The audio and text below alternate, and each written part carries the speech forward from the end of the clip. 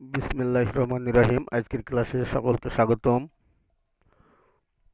শিক্ষক পরিচিতি দেখো, আমি মোহাম্মদ গিয়াসউদ্দিন, সহকারী অধ্যাপক, কার্পাসডাঙ্গা ডিগ্রি কলেজ, দামোড়া, চুয়াডাঙ্গা। বিষয় পরিচিতি: শ্রেণী একাদশ দ্বাদশ, বিষয় সমাজবিজ্ঞান, পত্র প্রথম, অধ্যায় তৃতীয়। পাঠ শিরোনাম: কার্ল মার্কস ও ম্যাক্স ওয়েবারের জন্ম পরিচিতি, রচনাবলী এবং অবদান। শিখন ফল: পাঠ শেষে আমরা কার্ল মার্কস এর জন্ম পরিচিতি, রচনাবলী এবং অবদান ব্যাখ্যা করতে পারব এবং ম্যাক্স ওয়েবারের জন্ম পরিচিতি, রচনাবলী এবং অবদান ব্যাখ্যা করতে পারব।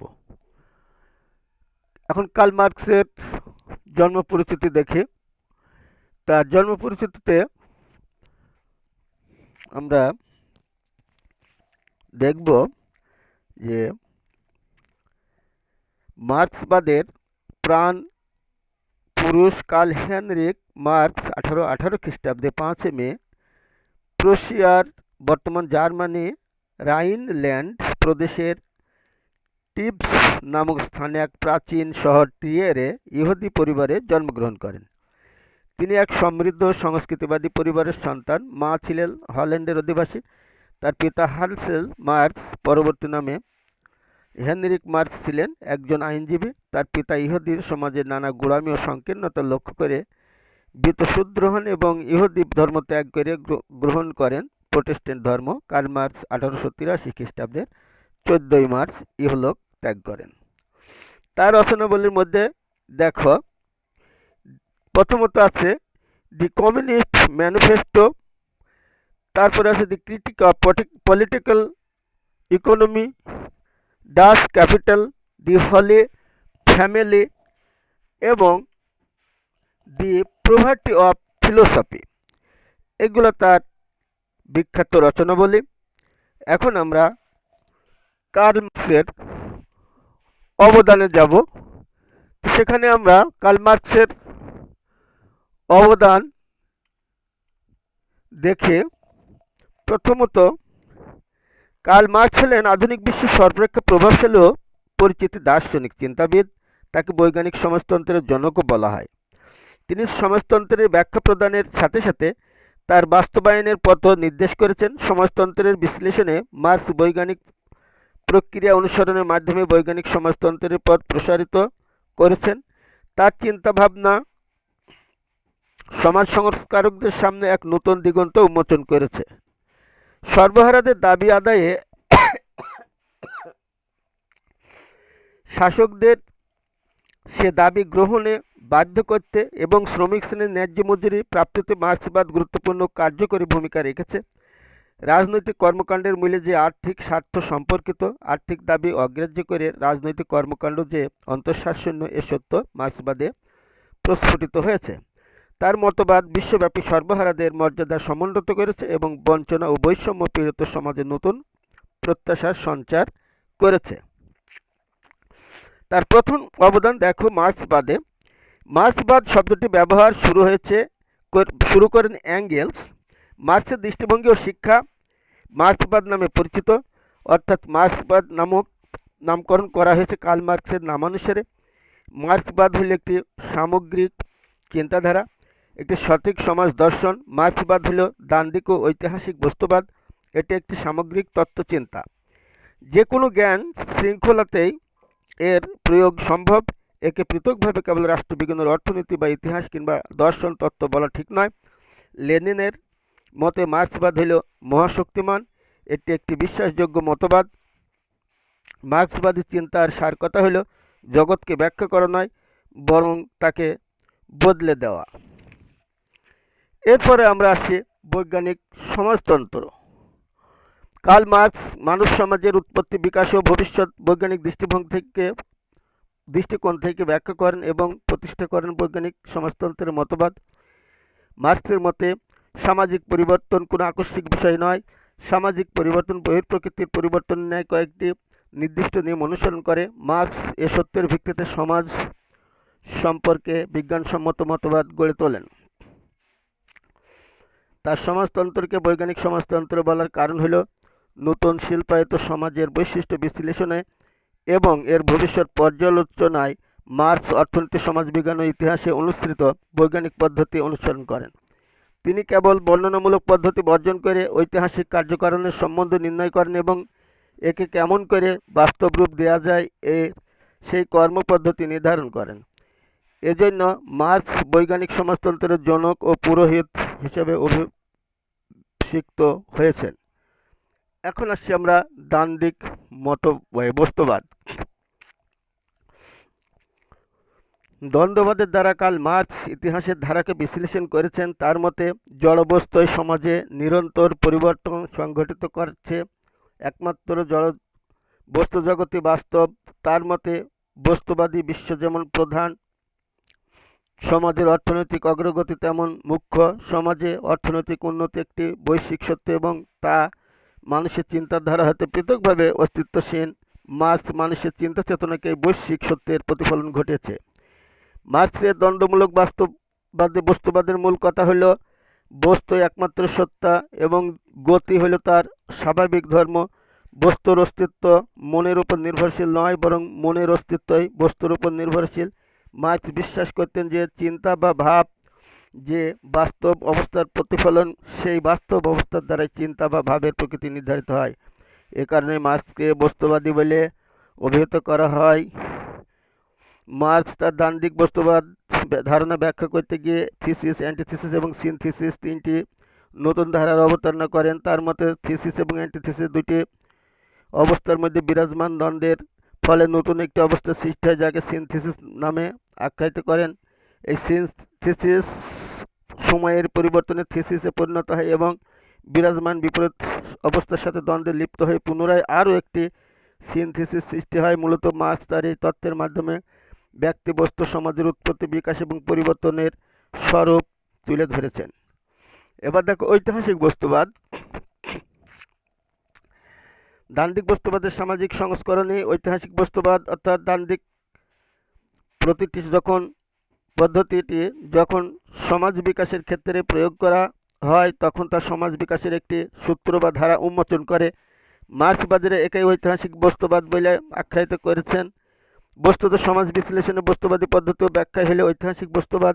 প্রকৃতপক্ষে ঐতিহাসিক বস্তুবাদ সামাজিক স্থিতি পরিবর্তনের অন্তর্নিহিত কারণ, পরিবর্তনের প্রকৃতি ও মাত্রাগত পার্থক্য ব্যাখ্যার মাধ্যমে সামাজিক বিজ্ঞানের অভূতপূর্ণ অগ্রগতিকে সম্ভব করে। উৎপাদন শক্তি উৎপাদন সম্পর্কে তৈরি করেন উৎপাদন পদ্ধতি। উৎপাদন শক্তি পরিবর্তন সামাজিক বিপ্লব ঘটায়। মার্কসীয় দৃষ্টিকোণ থেকে মানব সমাজের প্রত্যেকটি কাঠামো এক একটি ঐতিহাসিক প্রক্রিয়ার ফল। এরপরে আমরা দেখব বিচ্ছিন্নতাবাদ। কার্ল মার্কসের মতে বিচ্ছিন্নতাবোধ সামাজিক কাঠামোর ফলজাত একটি সমাজতান্ত্রিক প্রক্রিয়া, যেখানে মানুষ বা সমাজ সমষ্টিগত সমাজ গড়ে তোলে এবং এর মধ্যে তারা তাদের সত্তাকে হারিয়ে ফেলে।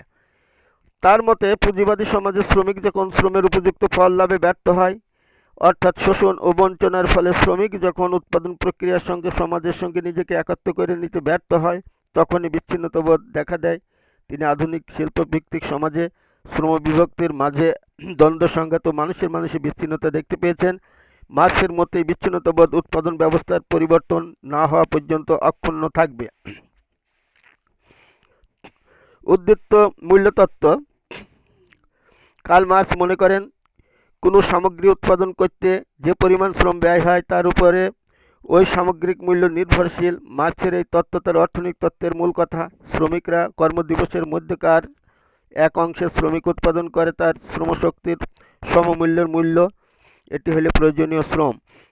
কর্মদিবসের অপর অংশে শ্রমিক উৎপাদন করে উদ্বৃত্ত মূল্য, যা পুঁজিপতি আত্মসাৎ করে বিনা পয়সায়, এটি হলো উদ্বৃত্ত শ্রম। শ্রমিকগণ যে মজুরি লাভ করে তা তাদের ব্যয়িত সময়ের 1/4 ও তারও কম। শ্রমিকরা পুঁজিপতিদের জন্য বাড়তি সময়ে শ্রম দেয়। এই বাড়তি মূল্য পুঁজিপতিরা মুনাফা, সুদ, খাজনা ইত্যাদি আকারে নিজেরা ভোগ করে। মার্কস বিশ্বাস করতেন যে অন্যান্য পণ্যের মতো মানুষের শ্রমশক্তিও একটি পণ্য। এই পণ্যের দ্বিবিধ মূল্য বিদ্যমান, যেমন বিনিময় মূল্য এবং ব্যবহারিক মূল্য। শ্রম সংগ্রহ করার জন্য শ্রমিককে যে মূল্য দেওয়া হয় সেটি হলো বিনিময় মূল্য, আর এই শ্রমের ফলে সৃষ্ট দ্রব্যাদির বাজারজাত করে পুঁজিপতিরা যে মূল্য অর্জন করে সেটি হলো শ্রমের ব্যবহারিক মূল্য।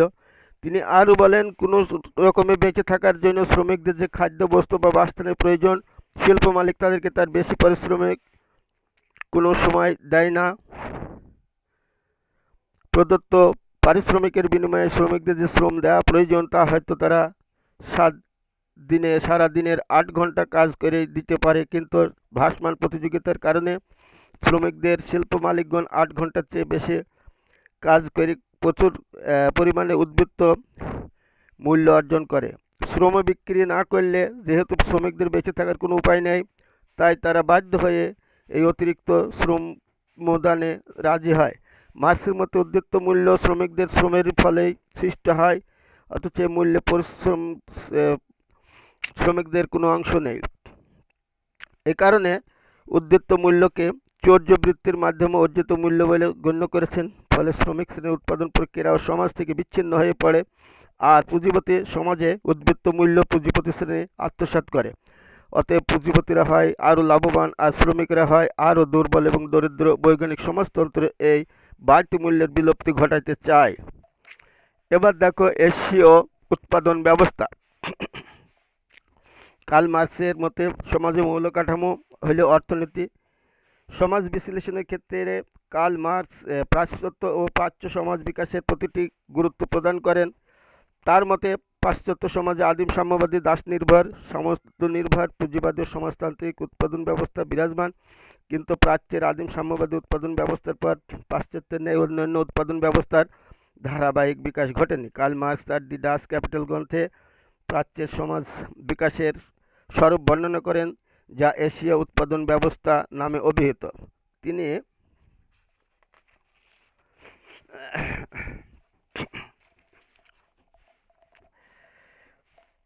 তার এ contribution to the critic of political economic এবং দি ডাচ ক্যাপিটাল গ্রন্থে এশীয় উৎপাদন ব্যবস্থা নিয়ে যে আলোচনা করেন তার নিম্নলিখিত বৈশিষ্ট্য সমূহের উল্লেখ পাওয়া যায়।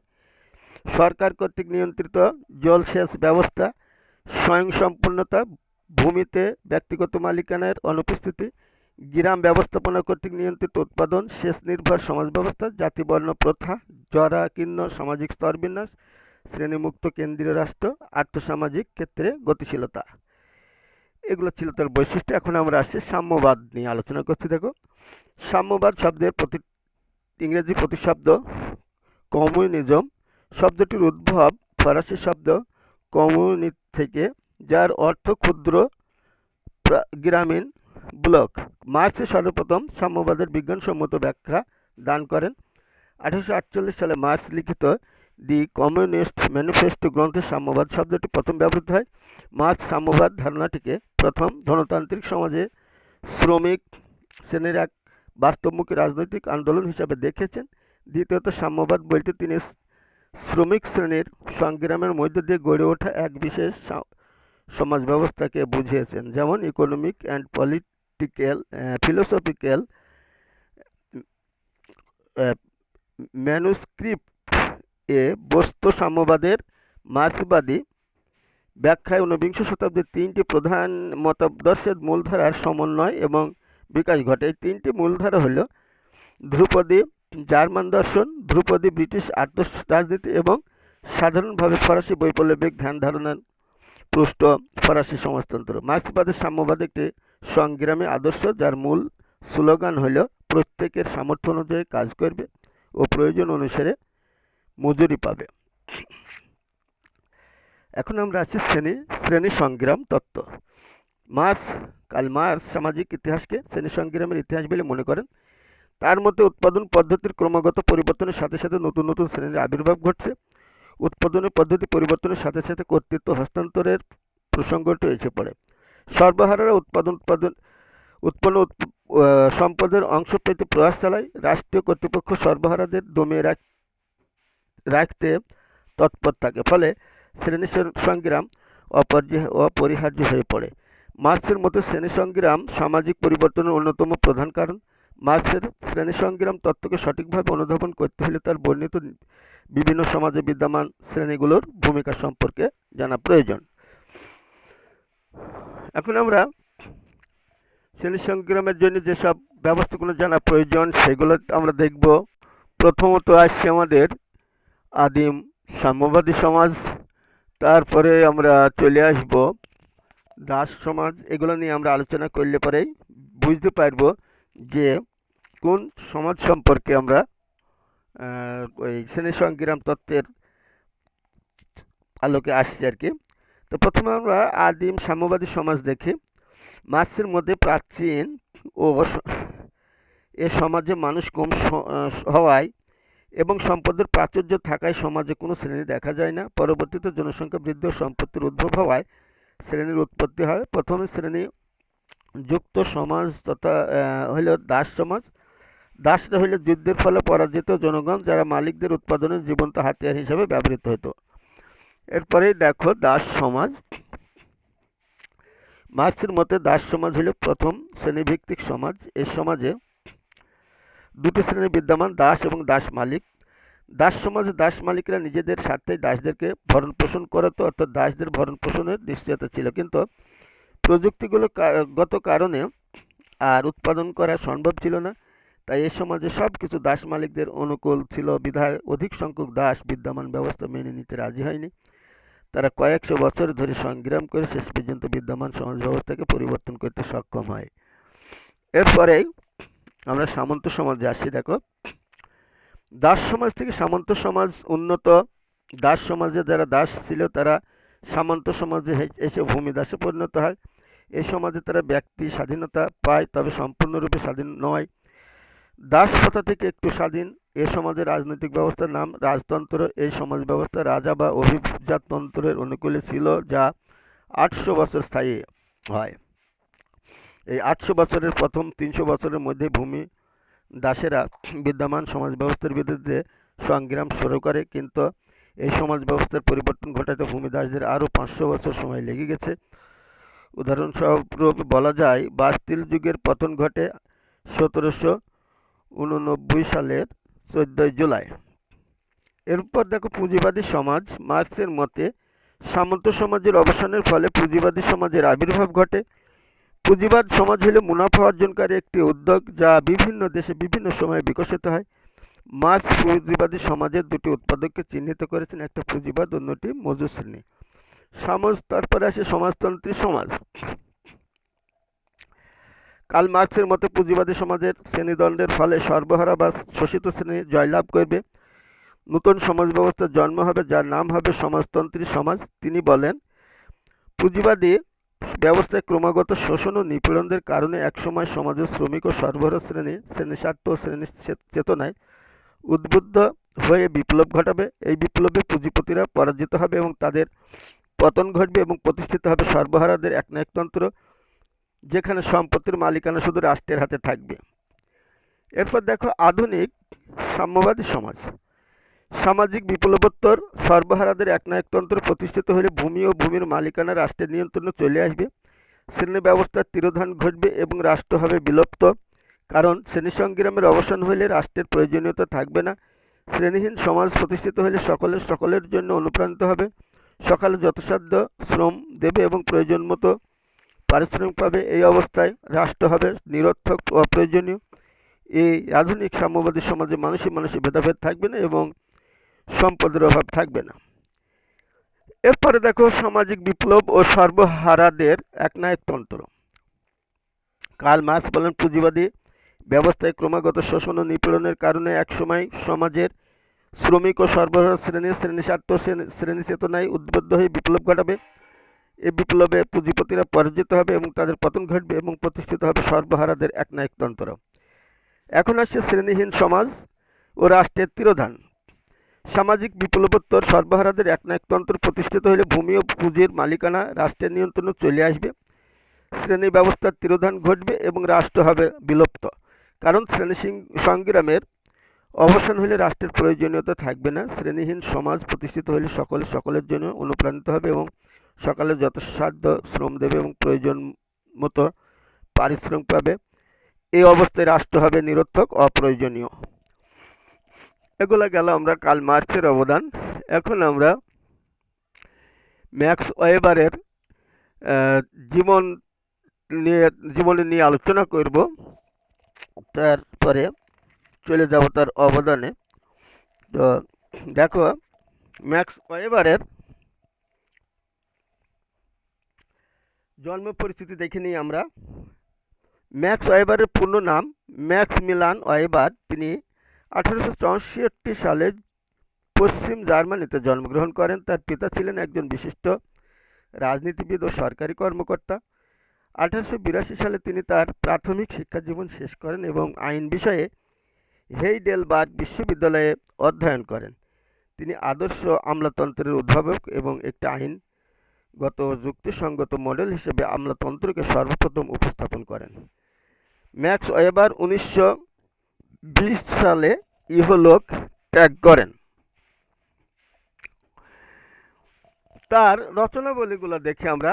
প্রথমত তার বিখ্যাত রচনাবলীর মধ্যে রয়েছে the protestant ethic and the spirit of capitalism, দ্বিতীয়ত ইকোনমি অ্যান্ড সোসাইটি, তারপরে আছে জেনারেল ইকোনমিক হিস্টোরি এবং চতুর্থত দি রিলিজিয়ন অফ ইন্ডিয়া। এইগুলো তার বিখ্যাত গ্রন্থ। এখন আমরা দেখব তার অবদান। ম্যাক্স ওয়েবারের অবদানগুলোর মধ্যে আমরা দেখছি সমাজ বিজ্ঞান, মূল্যবোধ নিরপেক্ষ বিজ্ঞান। সমাজ বিজ্ঞানকে একটি বস্তুনিষ্ঠ বিজ্ঞান হিসাবে দেখতে চেয়েছিলেন ম্যাক্স ওয়েবার। তার মতে সমাজবিজ্ঞান হবে একটি মূল্যবোধ নিরপেক্ষ বিজ্ঞান। এটি হবে এমন একটি বিজ্ঞান যা কোনো ঐতিহাসিক সত্তার কিংবা সামাজিক প্রপঞ্চ বা কোনো সামাজিক সমস্যার বস্তুনিষ্ঠ বিশ্লেষণ প্রদান করবে, কিন্তু কোনোরূপ মূল্য আরোপ থেকে বিরত থাকবে। ওয়েবার মনে করেন নীতিশাস্ত্র এবং নীতিবিজ্ঞানের ন্যায় ভালো মন্দ বিচারের দায়িত্ব সমাজবিজ্ঞানের নয়। এরপর আসছে আদর্শ নমুনা। ওয়েবারের সমাজতান্ত্রিক পদ্ধতি ছিল আইডিয়াল টাইপ বা আদর্শ নমুনা তৈরি করা, অর্থাৎ কোনো ঐতিহাসিক সত্তাকে বা সামাজিক প্রপঞ্চকে জানতে হলে বা বিশ্লেষণ করতে হলে তার আদর্শ নমুনা তৈরি করতে হবে এবং ওই প্রপঞ্চের আদর্শ নমুনা তৈরির মাধ্যমে এর সম্পর্কে জ্ঞান লাভ করতে হবে। আদর্শ নমুনা প্রপঞ্চের বা সমস্যার একেবারে বাস্তব অবস্থা না হলেও এটিকে বাস্তবতার কাছাকাছি হতে হবে, এতে করে আদর্শ নমুনা দ্বারা সামাজিক সমস্যা অতি বোধগম্য হয়ে উঠবে। এরপর আসছে অন্তর্দৃষ্টি পদ্ধতি। কোনো প্রপঞ্চের আভ্যন্তরীণ বৈশিষ্ট্য বা যৌক্তিকতা অত্যন্ত স্পষ্টভাবে উল্লেখ করতে হবে। সেক্ষেত্রে সমাজবিজ্ঞানের অন্তর্দৃষ্টির প্রয়োজন। এই অন্তর্দৃষ্টি দ্বারা কোনো প্রপঞ্চের আভ্যন্তরীণ বৈশিষ্ট্য যৌক্তিকতা উল্লেখপূর্বক আদর্শ নমুনা তৈরির মাধ্যমে সেই প্রপঞ্চ অত্যন্ত বোধগম্য হয়ে উঠবে। কোনো ঐতিহাসিক সত্তা বা সামাজিক প্রপঞ্চের আদর্শ নমুনা তৈরি করতে হলে ওই সামাজিক প্রপঞ্চ বা সত্তার একটি সাধারণ মানসিক চিত্র তৈরি করতে হবে। এই মানসিক চিত্রের মধ্যে মূর্ত হয়ে উঠবে এবং সামাজিক প্রপঞ্চ বা সত্তার প্রধান বৈশিষ্ট্যগুলো। এরপর আসছি আমরা ম্যাক্স ওয়েবারের পুঁজিবাদ। আধুনিক পুঁজিবাদের আদর্শ নমুনা তৈরি করেছিলেন ম্যাক্স ওয়েবার। ফলে এই প্রপঞ্চটি আমাদের কাছে এতটা সুস্পষ্ট বোধগম্য হয়ে ওঠে যা ইতিপূর্বে কখনো এতটা সুস্পষ্টতা লাভ করেনি।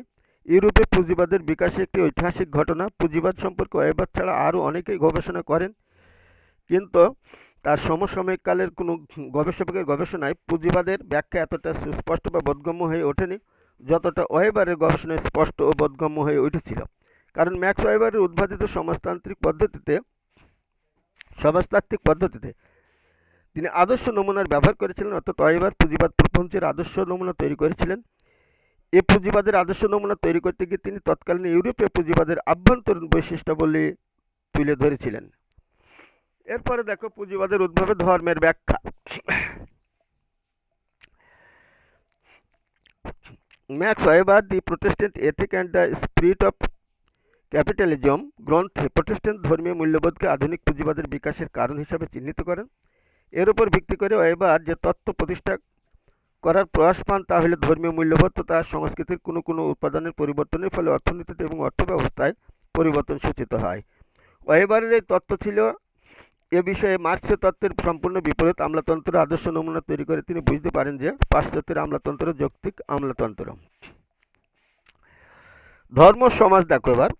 ম্যাক্স ওয়েবার গবেষণার একটি বিশেষ দিক হল ধর্ম সমাজ। ওয়েবার বিভিন্ন সমাজ ও সময়ের পরিপ্রেক্ষিতে কতিপয় ধর্মের ব্যাখ্যা বিশ্লেষণ করেন। বিশ্বের বৃহৎ ধর্মগুলো যা তিনি অধ্যয়ন করেন সেগুলো হলো কনফুসিয়াস ধর্ম, হিন্দু ধর্ম, বৌদ্ধ ধর্ম, খ্রিস্ট ধর্ম, ইসলাম ধর্ম ও জৈন ধর্ম। তিনি প্রত্যেকটি ধর্ম গভীরভাবে ব্যাখ্যা বিশ্লেষণ করেন এবং প্রতিটি ধর্মের প্রকৃতির স্বরূপ এবং সার কথা উপস্থাপন করেন। বিশেষ করে ওয়েবারে অর্থনীতি অর্থব্যবস্থায় ধর্মের প্রভাব বিশদভাবে আলোচনার প্রয়াস পান। তিনি ধর্মের প্রভাবের বিশদ ব্যাখ্যা বিশ্লেষণ করে বোঝাতে চেয়েছেন কীভাবে ধর্ম অর্থনীতিকে নিয়ন্ত্রণ করে এবং অর্থনীতি কীভাবে ধর্মকে নিয়ন্ত্রণ করে। ওয়েবারের এই তত্ত্ব ছিল মার্ক্সের অর্থনৈতিক নিয়ন্ত্রণবাদের বিপরীত। এরপরে আমরা আসি সামাজিক স্তর বিন্যাস। সামাজিক স্তর বিন্যাসে তিনটি দিকের কথা উল্লেখ করেন ম্যাক্স ওয়েবার। প্রথমবারের মতে যে তিনটি দিক থেকে একটি সমাজকে স্তরান্তরিত করা যায় তা হলে শ্রেণী, মর্যাদা এবং ক্ষমতা। ওয়েবারের স্তর বিন্যাসের এই তত্ত্বকে বলা হয় বহুরৈখিক। ম্যাক্স ওয়েবারের সামাজিক স্তর বিন্যাসের দিকগুলো নিচে আলোচনা করা হলো।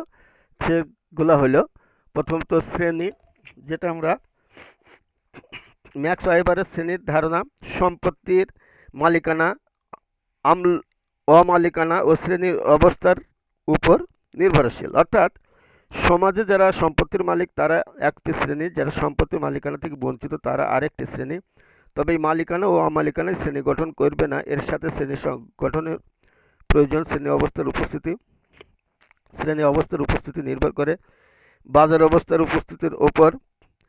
আবার বাজার অবস্থার উপস্থিতির পূর্ব শর্ত হল সমাজের প্রধান সম্পদের ক্রয় বিক্রয়জনিত পরিস্থিতির উপর। অর্থাৎ কোনো সমাজে যদি প্রধান সম্পদ ক্রয় বিক্রয়ের মাধ্যমে হস্তান্তর করা হয় তবে সেখানে বাজার অবস্থা বিদ্যমান থাকে। বাজার অবস্থার উপর ভিত্তি করে শ্রেণীর অবস্থার সৃষ্টি হয়। এভাবে শ্রেণী অবস্থার উপস্থিতিতে সম্পত্তির মালিকানা ও অমালিকানার ভিত্তিতে গড়ে ওঠে শ্রেণী। এরপর আমরা বলছি মর্যাদা। সামাজিক মর্যাদার ভিত্তিতে ওয়েবারে মার্ক্স মর্যাদা গোষ্ঠী গঠিত। সামাজিক মর্যাদা নির্ধারিত হয় জীবন ধারণের পদ্ধতি এবং জীবনের সম্ভাবনা দ্বারা।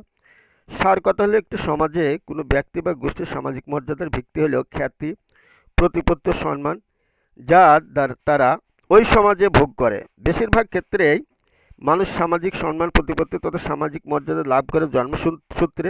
তবে কখনো কখনো সামাজিক মর্যাদা ব্যক্তি তার কর্মকাণ্ড দ্বারা অর্জনও করে। এখন আমরা আসছে তার ক্ষমতায়, অর্থাৎ ম্যাক্স ওয়েবার যে ক্ষমতার কথা বলছে সেই ক্ষমতাতে নিয়ে আলোচনা করছি। ওয়েবারের মতে শ্রেণী ও মর্যাদা ছাড়াও শুধু ক্ষমতার ভিত্তিতে কোনো সমাজ কোনো স্তরে বিভক্ত হতে পারে। অর্থাৎ প্রায় সকল সমাজে কতিপয় ব্যক্তি ক্ষমতা আয়ত্ত করে ও এর ব্যবহার করে এবং অন্যরা ক্ষমতা বলয়ের বাইরে অবস্থান করে। ক্ষমতার উৎসে নিয়ন্ত্রণকারীরা সমাজে ক্ষমতাবান এবং অন্যরা ক্ষমতাহীন। ওয়েবার ওই ব্যক্তিকে ক্ষমতাবান বলেছেন যে অন্যের বাধা সত্ত্বেও নিজের ইচ্ছার অভিব্যক্তি ঘটাতে সক্ষম। অর্থাৎ ওই ব্যক্তি অন্যের বাধা সত্ত্বেও যা করতে চান তা করতে সক্ষম হন, তবে ওর ইচ্ছা পূরণের ক্ষেত্রে তার নিজস্ব গুণাবলী ও পারিপার্শ্বিক অবস্থা গুণাবলী তাকে সাহায্য করে থাকে। এরপরে আমরা ম্যাক্স ওয়েবারের কর্তৃত্ব নিয়ে আলোচনা করব। দেখো, তা এই কর্তৃত্ব হলো যে অনেকে এই কর্তৃত্বের ক্ষমতা অবশ্য এক মনে করেন। ওয়েবার ক্ষমতা কর্তৃত্বের পার্থক্য নির্ণয় করেছেন। তার মতে ক্ষমতা যখন বৈধতা লাভ করে তখন তাকে কর্তৃত্ব বলা হয়, বা ক্ষমতার ভিত্তি যদি আইনসম্মত হয় তখন তাকে কর্তৃত্ব বলা হয়। তো ওয়েবার তিন ধরনের কর্তৃত্বের কথা বলেছে। একটা যৌক্তিক কর্তৃত্ব। যৌক্তিক আমলাতন্ত্রের কর্তৃত্বের ভিত্তি হল মানবিক বা প্রচলিত আইন ও বিধিবিধান যা ন্যায়সঙ্গত। যিনি যারা কর্তৃত্ব প্রয়োগ করেন তিনি বা তারা আইন দ্বারা ক্ষমতা ব্যবহারের অধিকারপ্রাপ্ত। এরা প্রধানত নির্বাচন ও নিয়োগ দ্বারা আইনগত কর্তৃত্বে ক্ষমাসীন হন এবং জনগণ এর কর্তৃত্বের প্রতি আনুগত্য প্রকাশ করে। এই ধরনের কর্তৃত্ব আধুনিক ও শিল্পায়িত সমাজের বৈশিষ্ট্য। এরপর বলছে তোমার ঐন্দ্রজালিক কর্তৃত্ব। ঐন্দ্রজালিক কর্তৃত্ব হল সেই কর্তৃত্ব যা ব্যক্তির অসাধারণ গুণাবলী, আবেগ, আপত্তি, মনোভঙ্গি, বীরত্ব ও স্মরণীয় চারিত্রিক দৃঢ়তার উপর প্রতিষ্ঠিত। ঐন্দ্রজালিক কর্তৃত্বের ধারক তার অনুসারীদের মনে এমন একটি প্রত্যয় সৃষ্টি করেন যে তিনি কখনো ভুল করতে পারেন না। তিনি একটি চিহ্নিত সমাজ বা গোষ্ঠীর প্রতীক হিসাবে স্বীকৃতি পান। ইতিহাস এরূপ কর্তৃত্বের অনেক সাক্ষ্য দেয়। বাঙালি জাতির জনক বঙ্গবন্ধু শেখ মুজিবুর রহমান, মহাত্মা গান্ধী, শেরে বাংলা রেখে ফজলুল হক, নেপোলিয়ন, মাও সে তুং, জর্জ ওয়াশিংটন, আব্রাহাম লিঙ্কন প্রমুখের নাম এক্ষেত্রে উল্লেখযোগ্য। এবার আসি ঐতিহ্যবাহী কর্তৃত্ব। ঐতিহ্যবাহী কর্তৃত্ব উত্তরাধিকার সূত্রে ক্ষমতা লাভ করে। ঐতিহ্যবাহী কর্তৃত্বের ভিত্তি হলো বছরের পর বছর ধরে চলে আসা বিশ্বাস, অর্থাৎ ঐতিহ্যগতভাবে বা চিরাচরিত নিয়মে সব কিছুই করা যুক্তিযুক্ত জনগোষ্ঠীর এই বিশ্বাস। ঐতিহ্যগত কর্তৃত্বের ধারক উত্তরাধিকার সূত্রে পান মর্যাদা দ্বারা ক্ষমতার প্রয়োগ করেন সূত্রপ্রাপ্ত মর্যাদার দ্বারা ক্ষমতার প্রয়োগ করেন। এরূপ কর্তৃত্বের উৎস হইল সনাতন নিয়মনীতি, সনাতন রীতিনীতি ও পদ্ধতির প্রতি শ্রদ্ধাশীল মনোভাব। এবারের মতো এটি আদিম ও এশীয় সমাজের বৈশিষ্ট্য। এখন আমরা আসছি সামাজিক ক্রিয়া। সমাজবিজ্ঞানকে সায়েন্স অফ অ্যাকশন বা ক্রিয়ার বিজ্ঞান হিসাবে বিজ্ঞান বলেছেন ম্যাক্স ওয়েবার।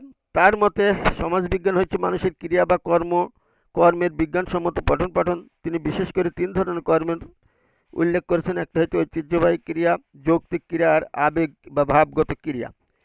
এখন আসছে আমলাতন্ত্র। ম্যাক্স ওয়েবার আরও একটি ঐতিহাসিক প্রবঞ্চের আদর্শ নমুনা তৈরি করেছেন, যার নাম আমলাতন্ত্র। আমলাতন্ত্রের আদর্শ নমুনা তৈরির মাধ্যমে তিনি এক বৈশিষ্ট্য বলে তুলে ধরতে সক্ষম হন।